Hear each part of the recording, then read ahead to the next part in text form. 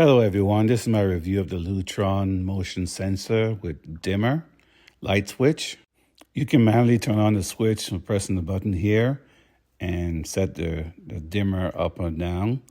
You have the motion sensor right here at the bottom of the switch, and you have LED lights on the side here. You can see where you can adjust the dimmer going up and down on the side there. Okay, now I'm going to show you the motion sensor working as I enter the room.